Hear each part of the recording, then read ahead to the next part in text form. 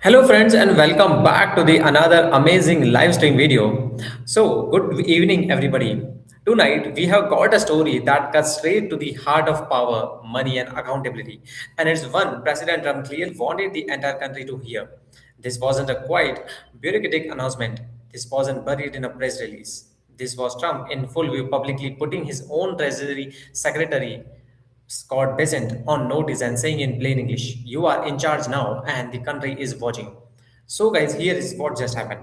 President Trump announced that Treasury Secretary Scott Besant has been officially tasked with investigating what Trump described as a massive fraud operation centered in Minnesota, involving billions of dollars that were allegedly siphoned overseas to Somalia community. Not millions, billions. And Trump didn't hedge. He didn't dance around it. He looked Besant in the eye and made it clear that this wasn't going to be another look into quietly and move on situation. Trump said flat out that Besant is in charge of the investigation into Somalia and the money that he says was robbed from Minnesota. And then came the part that made jaws drop. Trump publicly warned him. He said he hoped Besant would actually do his job and wouldn't turn into what Trump described as one of those Republicans who let things slide when it's uncomfortable.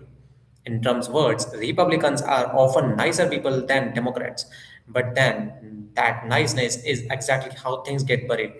Then he added the line that instantly went viral: Scott Bessent is not a nice person at all. And in this case, Trump made it clear that's a complicated, he said.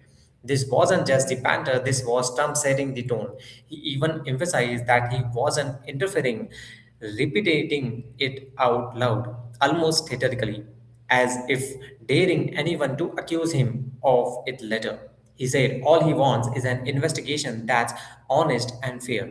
And then, in the classic Trump fashion, he added, if it's really honest and fair, then already everyone knows what it's going to find.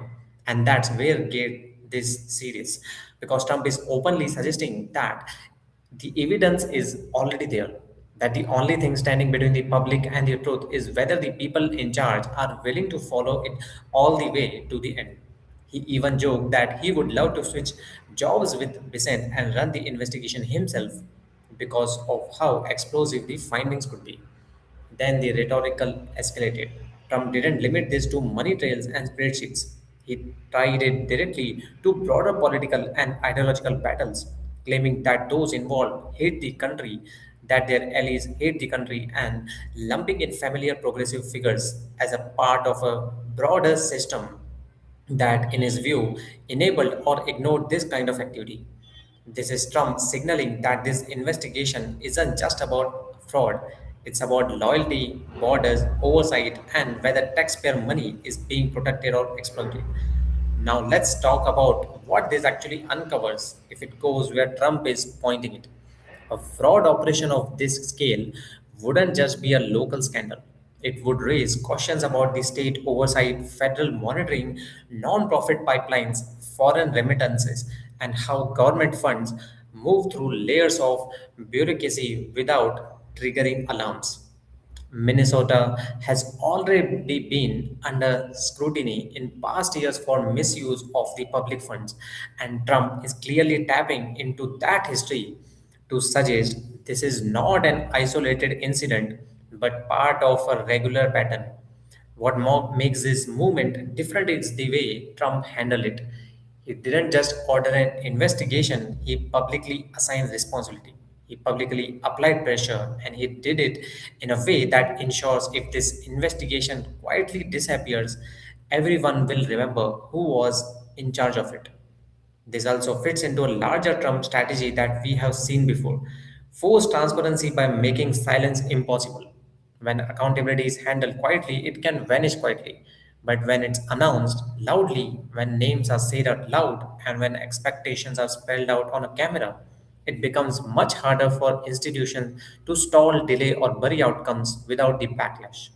Politically, this is also a message to Trump's supporters and his critics alike. To supporters, it's proof that he is still willing to go after what he sees as corruption without the regard for comfort or party niceties. To critics, it's a warning shot that investigations like this won't stay contained in committee rooms. They will be fought in public. So, guys, now the big question is simple: what happens next? Does this investigation actually move forward aggressively? Do the money trails get followed all the way overseas? And does this lead to prosecutions, reforms, or revelations that reshape how federal funds are monitored? Because if even a fraction of what Trump is alleging and accusing turns out to be true, this won't be just a Minnesota story. It won't even just be a treasury story. It will be a national reckoning over how billions of taxpayers' dollars move through the system that most Americans are never aware of until something goes very wrong. That's why this matters, and that's why tonight's announcement isn't just a noise, it's a challenge. And now the spotlight is on Scott Bessent and on whether this investigation deliver answers or excuses. We will be following this story closely. Stay with me, guys. Thank you for joining in today and being with me till the end. And if you like this video, kindly give it a thumbs up and subscribe to our channel for such amazing daily political and USA news. And let me know your thoughts in the comments, and we'll see you guys in the next video.